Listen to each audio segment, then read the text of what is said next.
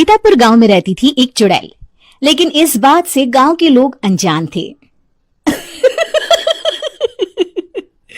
जब तक पूरे गांव की एक एक औरत के गहने मेरे पास नहीं आ जाते, मैं इस गांव को छोड़कर नहीं जाऊंगी, चाहे इसके लिए मुझे लोगों को गायब भी क्यों ना करना पड़े।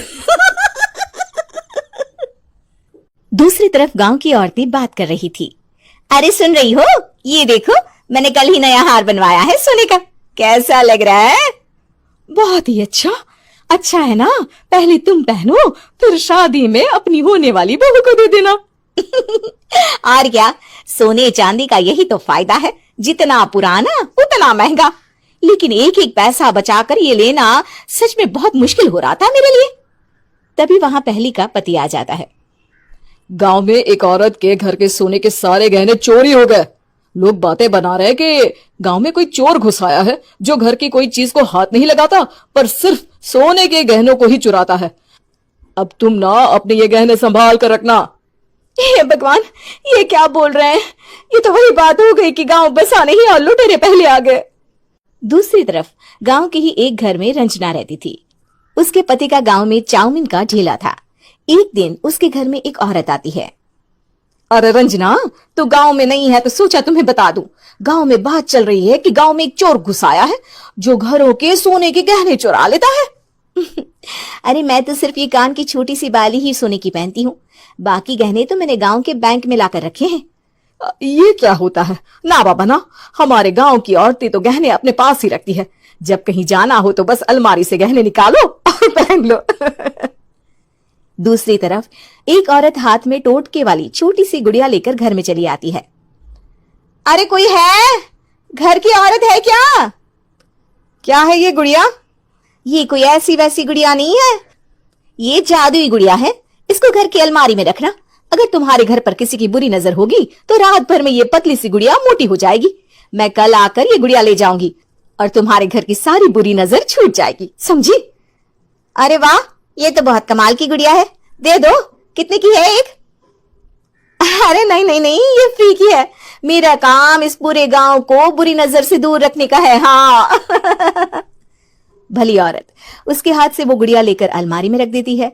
लेकिन अगली सुबह जब वो उस गुड़िया को देखती है तो पतली सी गुड़िया मोटी हो चुकी होती है। हे भगवान, ये क्या? किसने मेरे घर को बुरी नजर से बांध रखा था? तभी वो गुड़िया वाली भी आ जाती है। मैंने कहा था ना, घर पर बहुत ज्यादा बुरी नजर है, लाओ ये गुड़िया मुझे दे दो। औरत वो गुड़िया उठाकर उसे दे देती है। गुड़िया हाथ में आते ही वो औरत उसे लेकर सीधे गांव के बाहर की खाली हवेली में चली जाती है और साधारण औरत से चुड़ैल बन जाती है। अरे पगली, गांव वाली इस गुड़िया के पेट में तेरे घर के सारे गहने हैं। इतना बोलकर वो गुड़िया को फाड़ देती है और सारे गहने निकाल लेती है। वहीं दूसरी तरफ, हे भगवान, मेरे घर के सारे गहने चोरी हो गए।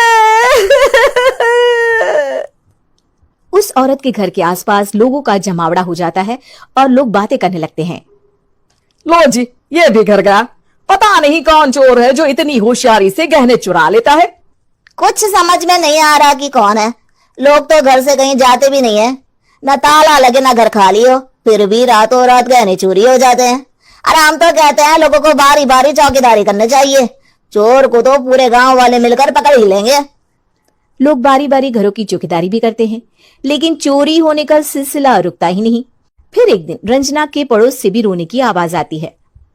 अरे आज ही घर की बुरी नजर उतरी और आज ही सारे गहने भी चोरी हो गए।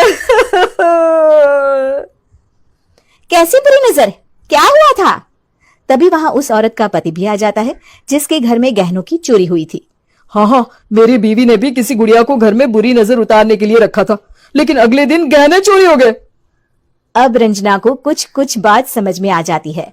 वो गांव वालों से कहती है, देखिए अब आप लोग चिंता न करें, जल्द ही चोर पकड़ा जाएगा। उस नजर उतारने वाली गुड़िया को आज मेरे घर कोई भेज देना। फिर क्या था, चुड़ैल को लोग रंजना के घर भेजते हैं। पहली बार देखा है कोई खुद लुटने को तैयार बैठा है। तो तू है जिसे घर की बुरी नजर उतारनी है? ये ले गुड़िया, ये सुबह तक मोटी हो गई तो समझो तुमको और तुम्हारे घर वालों को नजर लगी है। हाँ हाँ, मैंने काफी सुना है। तुम ये गुड़िया मेरे घर छोड़ देना। अरे क्यों नहीं, कल सुबह आऊंगी जब गुड़िया तुम्हारे घर की सारी बुरी नजर लेकर मोटी हो जाएगी, ठीक है? अब क्या था, रात को रंजना ने पूरी नजर गुड़िया पर रखी। वो अपने पति और गांव के कुछ लोगों को घर की खिड़की से घर के अंदर नजर रखने को कह देती है, और फिर जो नजारा सब देखते हैं वो हैरान करने वाला होता है। गुड़िया धीरे से अलमारी खोलकर बाहर आती है। अलमारी के सारे गहने लेकर घर में जहां जहां गहने होते हैं वो लेकर अपने मुंह से खा जाती है। वो जितने गहने खाती उतनी ही मोटी हो जाती और फिर अलमारी में बंद हो जाती है। गांव वाले डर के मारे वहीं बेहोश हो जाते हैं। लेकिन सुबह जब वो औरत गुड़िया लेने आती है, रंजना उसका सामना करती है। ये देखो, गुड़िया कितनी मोटी हो गई है।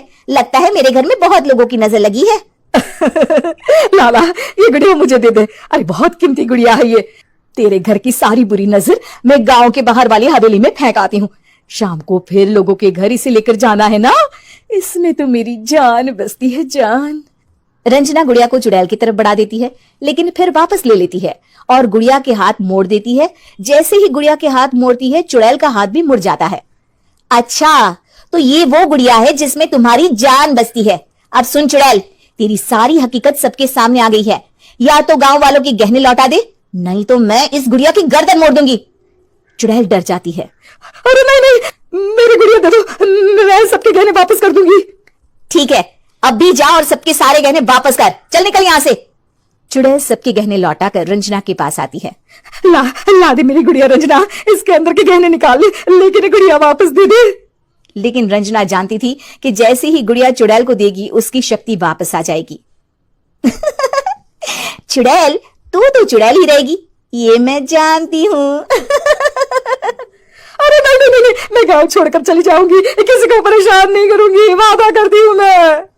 लेकिन रंजना उसकी एक बात नहीं सुनती और गुड़िया का सर उसके शरीर से अलग कर देती है। चुड़ैल सर अलग होती ही गायब हो जाती है। गांव वाले रंजना के साहस और बुद्धि की खूब प्रशंसा